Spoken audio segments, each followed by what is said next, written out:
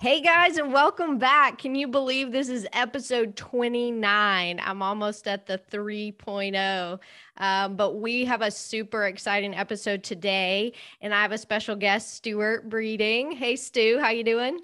What's happening? Thanks for having me. Sure. And no coincidence, we share a last name. This is my ex, Stu, but I'm so excited to be able to connect with him today because his credentials are a laundry list, and he's one of the best trainers, if not the best trainer I've ever worked with and for. So I'm really excited to discuss some fitness over 40 and just really some of the myths and hacks that a lot of my clients are struggling with as they get older and they're trying to fight that battle of age and injury prevention. Stuart's a personal trainer, corrective exercise specialist, performance enhancement specialist. He has such an extensive background in yoga and martial arts. He's an Army vet from the 82nd Airborne. I mean, just think about all of those various components that really can come together to give somebody the most holistic approach to fitness and mental skill set. So just a lot to unpack today. Stu, did I miss anything on all those awesome credentials? Yeah. Well, I mean, it's I've been at this a long time. I've been on the floor for 28 years, and it's hard to say that out loud. It's a strange thing to do something for so long that has truly been a gift. And I've had an amazing opportunity to work across the spectrum. And of course, when I started personal training, it wasn't even a thing yet. It was just becoming a concept, and can it actually be a business?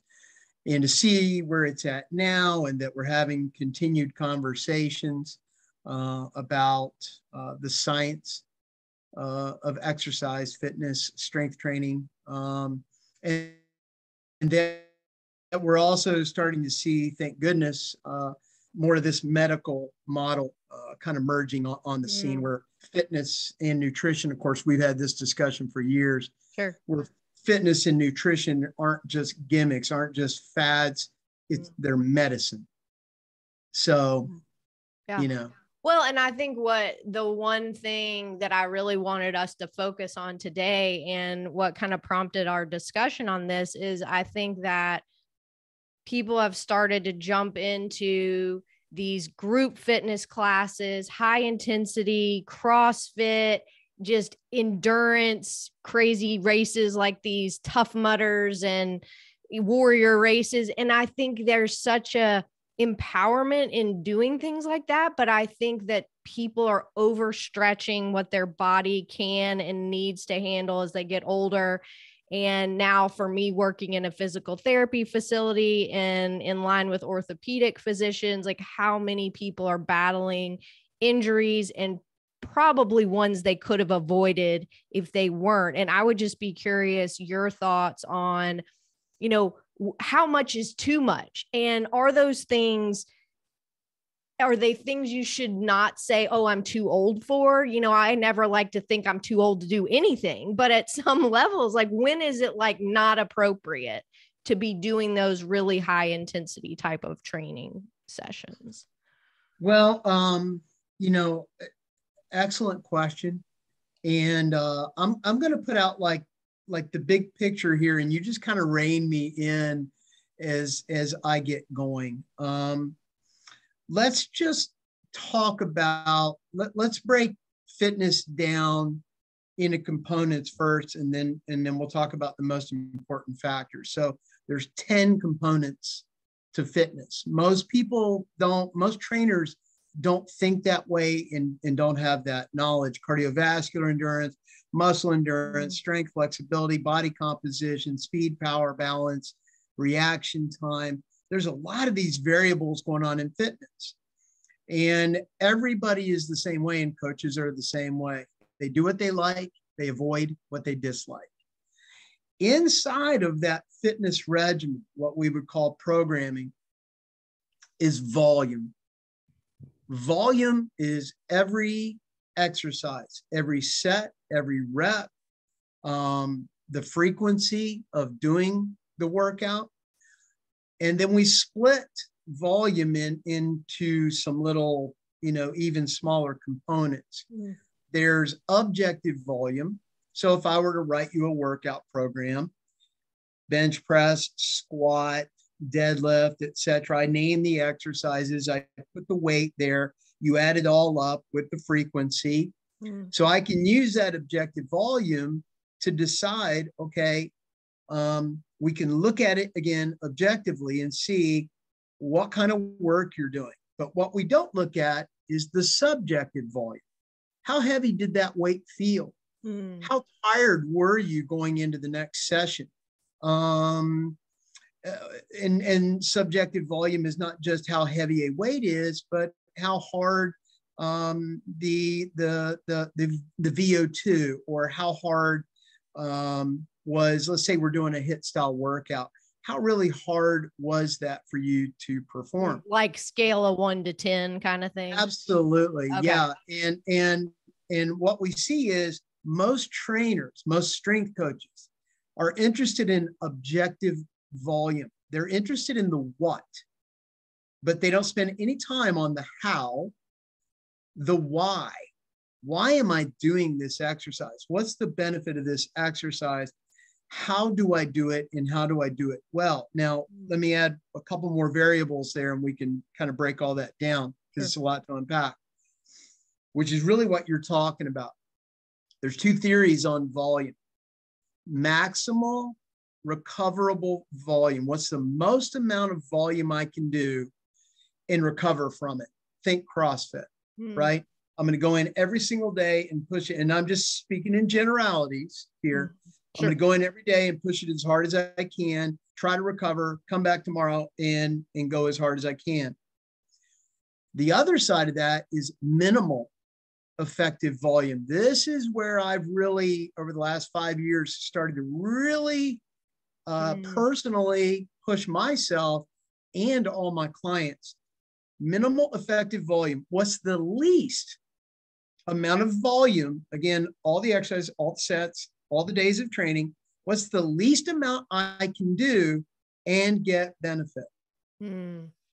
So as we're moving into the aging process, 40s, 50s, and beyond, and also if we're still interested in doing something like a HIIT class or training for a Tough Mudder or anything like that, this is a big, we've got to look at it more than just, max heart rate intensity, or just subjective volume, just objective volume. We really want to think about accruing that volume over time in the smartest way possible. And I'll give you some statistics on that. If we go back to the fitness dimensions, the number one, the only dimension out of all 10 that makes all other 9 variables of fitness better is strength. Now, when I say strength training, everybody gets their own ideas about what that looks like. But strength training to you is different than it is to somebody that's been under load since they were 14 years old, right? I've been weight training for 40 years. Well, and that's the difference. I think you just said it, is I think people think strength training has to be weight training. And I'd be curious, can you explain to listeners, like, strength training doesn't mean that you're going in and like throwing barbells around necessarily, right? Yeah. Well, let's break it down, and then we'll come back to the what. Again, let's talk about the how and the why. So strength training is a neurological, or let's say a neurophysiological coordination. You are taking a movement, and by the nature of the movement and practicing it over and over and over again, which you should be doing, okay, you are eliciting a more efficient neuromuscular efficiency. Everything is starting to smooth out and work together. So think about it like a baby beginning to walk, how hard it is, It's a full-on,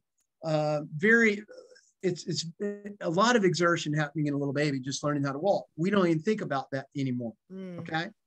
It's a neurological process. So right out of the gate, we have to understand that strength training is not hypertrophy. I'm not getting bigger. And I've had this conversation with many a strength coach that is kind of stuck in this mass equals strength. The more I weigh, the stronger I am, the more weight I push and whatnot. Okay. So strength is a neurological, not necessarily a physiological thing that we see with our eyes. I can tell this person is doing strength training. It's not necessarily true. Okay. For instance, you think about back in the days when I was competing, I weighed 157 pounds when we did Raw Nationals. I did a 435 pound squat. I deadlifted 520 pounds. Well, I'm 30 pounds heavier now, and those weights would crush me. Yeah. Strength because neurologically, I don't practice with those weights anymore like that. And it took me 3 years of practice to learn how to get under that kind of load. Now, here's the cool thing. And we'll talk about the what. The how is really interesting. If we take 3 to 5 exercises, done 3 to 5 sets for 3 to 5 reps, 3 to 5 times a week, you're going to get stronger. Now, my programming is not so different. Okay.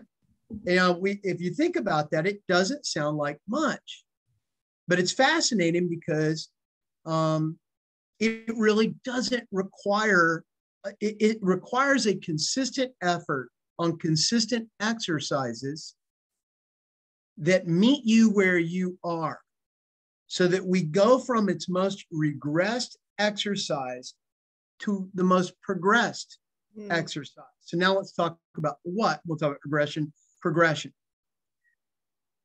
You may not be able to do a pull-up, and a pull-up is one of the greatest measures of strength, which in and of itself has 5 to 6 different variables. Most people, again, think of strength one way. There's at least 5 types of strength that I practice, one of which is relative strength. Probably the most important for the beginner. What can you do with your body weight? Can you do a dead hang? Not a pull-up. Can you just hang for 30 seconds? Can you practice that and get stronger, right? Can you do a perfect body weight squat? Hold in a paused position with the hip below parallel and stand up with core integrity, spinal integrity, right? Can you do a plank for X amount of seconds? Then can you do a push-up? Then how do we start to increase the intensity of that? So we go from a dead hang with lengthened arms to maybe halfway, or we do an Australian pull-up. We add a dumbbell or a kettlebell to the body weight squat. We add a push-up to the plank, et cetera, et cetera. So progression of strength training is a coach, first of all, doing a functional movement screening. And this is where everything just gets thrown out. Because I've been in the field a long time, and I don't want to throw the baby out with the bathwater, but I'm just going to say 9 out of 10 coaches don't know what they're seeing when the exercise is being performed in front of them, because they're only interested in the squat. They're only interested in the what. He did 10 reps of squats. I'm not really paying attention to how or why, right? We just check it off on the box. He did a great workout, high five, awesome. And the how, it is not the what. The what is part of it. We have to have the conversation about objective exercise. Yeah. I think one thing, just to interject, I think that people aren't patient. They want to go do the hard workouts. They feel like a weenie if they're just doing body weight stuff. So they're not doing it properly. And then they go to the gym or to these classes, or they get with a trainer that isn't mindful. And so then they're doing those simple movements wrong with extra weight on, and thus they're getting injured over time. They may get away with it for a while, but then they're not, because they didn't they weren't willing to take the time and the patience to do the little things first. They just said, ooh, fun, I'll take this class. And then they go jump into a class and start doing those things with extra movements on top of them. And then I think they get hurt. Yeah, and let's face the facts. Let's just be real, because again, I've seen it all. Um, you know, probably about 10 years ago, we saw about 12 years ago, we saw the invention of what's called the turnkey franchise or the turnkey business. And that's really what populated shopping malls. And I'm talking about turnkey dry cleaners, turnkey cell phone Like a fast maintenance. food of whatever industry. Correct. So what we see now is the invention, and I won't go through all the laundry list of names, but we all know them, that line the strip centers, and now we have fast fitness, just like we had fast food. So, you know, there's nothing wrong with a hamburger, right? If that is you know, a bread product, a carbohydrate that is right for me, with clean meat and clean vegetables, and I made it and I control it. And I love to make a hamburger. I love to make a pizza. And I know everything that's going on that, and all your clients that work with you know what I'm talking about. There's a big difference between that hamburger and the one I get at McDonald's. Mm-hmm. They are night and day. Yeah. And what I'm talking about is there's two kind of variables of fitness. And sadly, what's happening is guys like me, you know, that are, you know, I'm now 53 years old. And again, I don't know, you know, there's, you know, Dr. Irv is in town. He's older than I am. Gunnar Peterson just moved to Nashville. He's a big trainer out of California. I know he's in his 50s. It's a rare thing to find a trainer in his 50s still on the floor. Mm-hmm. And what I would say is that you don't know what you're doing on the floor unless you've been on the floor for 15 plus years. And that is the kind of mastery that it takes to be able to watch a client in real time and see what it is that they're doing, and be able to come in and say, I know how to fix that.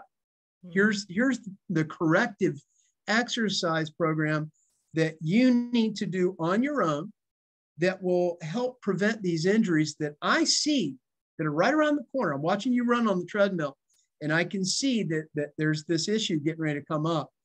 9 out of 10 trainers that are out there right now. And again, because the model has turned into this, you know, you just flip it. Mm-hmm. You know, I paid trainers twice as much 15 years ago as they're making today. So I ask you, what quality of trainer, what trainer wants to put in 15 years when they're talking about making $25, $30 an hour? Well, it's like you were just saying, the quality to convenience. Like, group classes are less expensive. There's times all day, so they're convenient. There's a bunch of locations. So no matter if you're running the kids to school or you've got to be over on this side of town, you could catch a class. So just like fast food, you trade quality for cheap and convenient. And sometimes that's just essential in life. I am not saying that there isn't a benefit to the group thing, because it works for you and it's better than doing nothing. But here's what I'll say and what I'll advocate is find a stew. If you're here in Nashville, if you're not in Nashville, find somebody, do your homework. But what I think would be so helpful, and I almost think it would be a great concept just in and of itself, even in a group facility, of like, get an in-depth technique critique, whatever you want to call it, even a short package of 3 to 5 sessions to make sure that somebody with an eagle eye, with your best interest at heart, can look at you move and give you some pointers. And I'm not going to say in 5 sessions you're going to be magically fixed, though I have seen Stu do some magical things. But I think that just doing something like that, and not just like getting a wild hair and like, ooh, I think I want to go take a class, and not doing any kind of prep before that. And so, Stu, what would that kind of look like? I think you alluded to it a little with like the functional movement screen, but like, what are maybe some takeaways for somebody listening that can't come see you? Like, what are some like real basic, before you go take a class, like make sure you can master these things? And that may be a hard question, but any just pointers that you could give? Yeah. And again, the let's look at the big picture again and then come back to that. So try to rein me back in as I go. I'm trying. So that and I'm putting all this out there so that people that are listening can really start to understand, why am I trying to make this simple? Why am I trying to make my fitness endeavors a simple thing? And you're a perfect example. I would argue, you did not have a traumatic event that led to your back injury. There was a continued long-term, right, back to likes and dislikes. You liked to run as hard as you could. You liked to train as hard as you could. And I could never really rein you in on technical things. Yeah, that's fair. And over time, long periods of time. And looking back on it now, I think, you and I both would agree. Woulda, coulda, shoulda. I wish. So I think this conversation needs to be that, let's say you're going to an O theory, a CrossFit or something like that. The first thing that I would look at is how broad of a training spectrum are they on? Okay. So for instance, there's a minimum of 9 things that need to be in every fitness program design. And it starts with learning how to stand. So to your question, right, listen to what I'm saying here and how ridiculous it may seem to a lot of people that are listening. But most people, right, they're stuck in a chair all day. They're staring at a computer. Their head is being projected forward. They have overactive muscles that should be underactive. Their core is underactive. They're probably a little heavy. Their glutes aren't firing correctly. Their knees are internally rotated. Their shoulders are pronated, and they're going to start running on a treadmill, right? Yep. Like that. So if I'm like that sitting and I start doing it at excessive load, heavy, every time your foot lands, you're landing with 3 times body weight. Okay. Yeah. So what am I getting ready to do? And there's these 9 things that really need to be checked off the list. A good trainer will teach you how to stand, head, neck neutral, shoulder blades retracted, core and ribs drawn down, feet screwed through the floor. Every single exercise is abbreviated almost always. If I'm doing a squat, how much time do I spend standing and returning back to that perfect posture, right? Walking.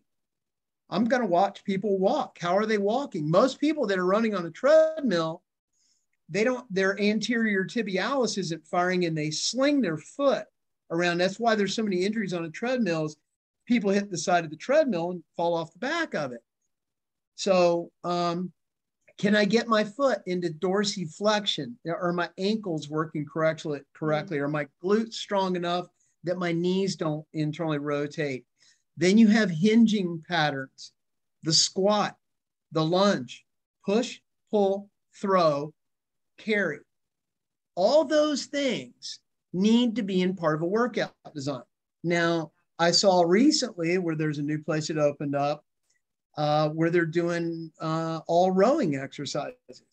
So not only do we have to move in all those 9 areas and pay attention to how we're moving, okay? There's 3 planes of motion. There's the frontal plane, the sagittal plane, which is all rowing. It's all happening in the sagittal plane.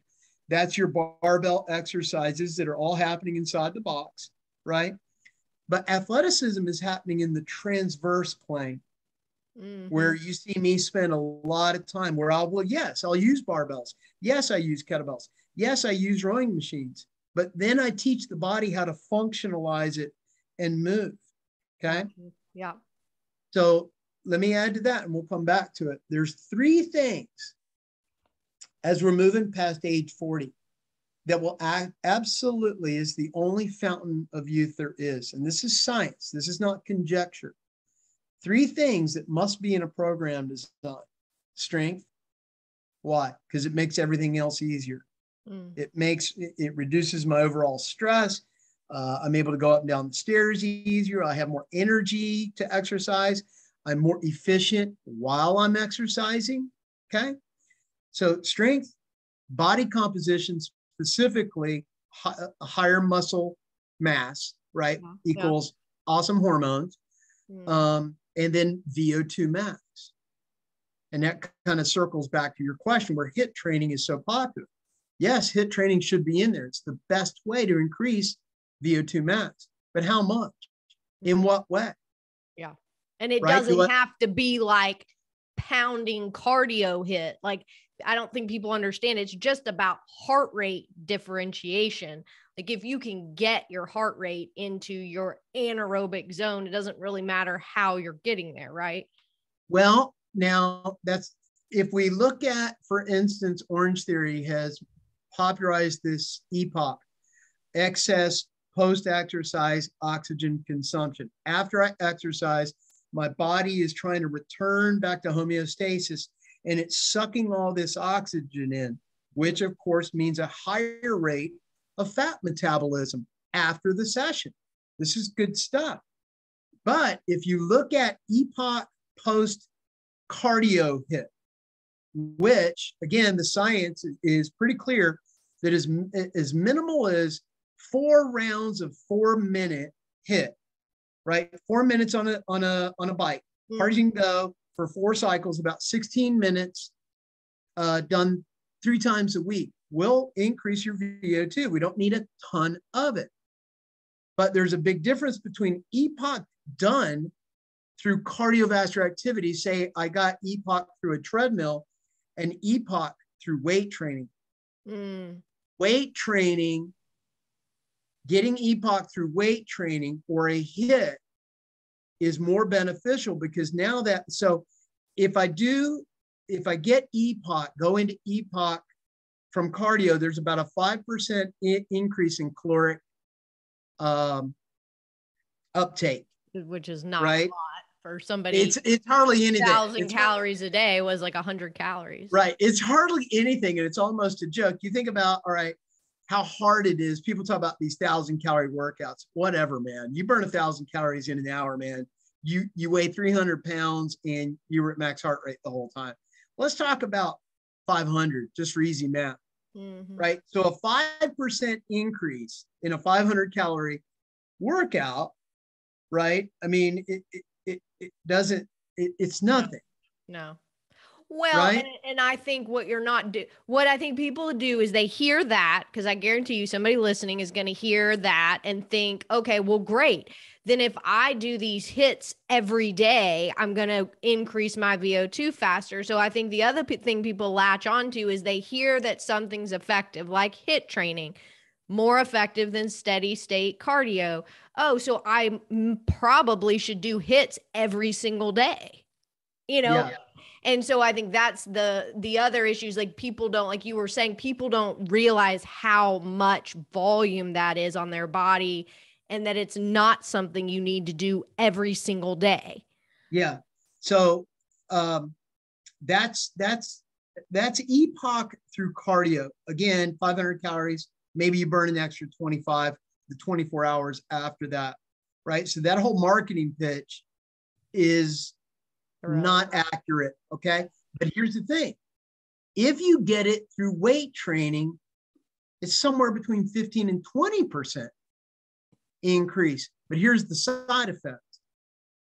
I don't do HIIT training anymore with weights, meaning now I will with certain levels. I won't do them with barbells. If I do them, I'm very, very tentative. Sure. Because yes, there is benefit there, But what ends up happening is when we're pushing heart rate to those levels, our technique, our form is all but broken down. And now we're back to, and again, I don't want to throw anybody under the bus, but this is, as we all know, has been a problem with CrossFit. For the general exerciser, for a more elite lifter, somebody who is conditioned and can do that, who can maintain really good, strong mental clarity and integrity at max heart rate so their technique doesn't break down, knock yourself out. Yeah.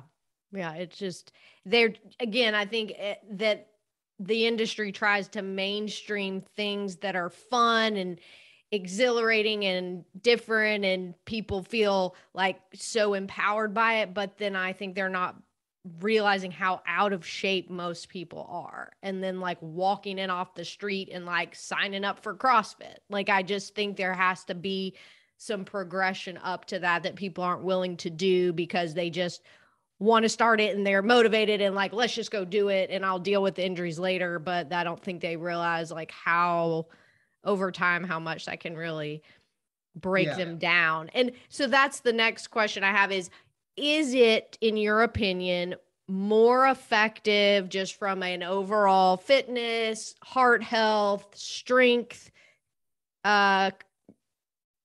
component to say it's better to do something less intense and move every day, meaning the volume is not such that you need several rest days or recovery?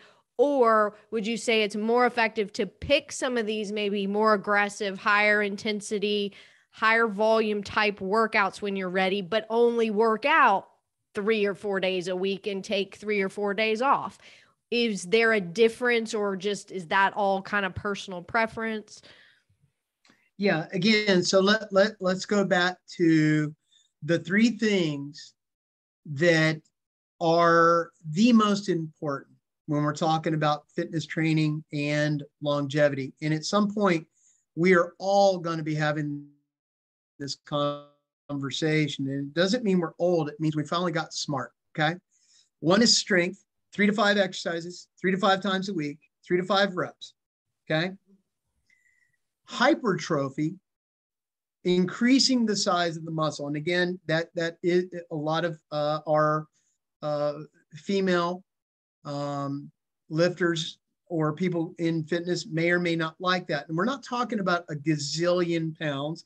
And as most of your clients have found out, they can increase muscle mass, decrease weight, and probably decrease the overall size of their clothes and whatnot. We see this happening all the time. The muscle is so much more dense than fat, okay? Yeah. And it is the only thing that's metabolically active between the two.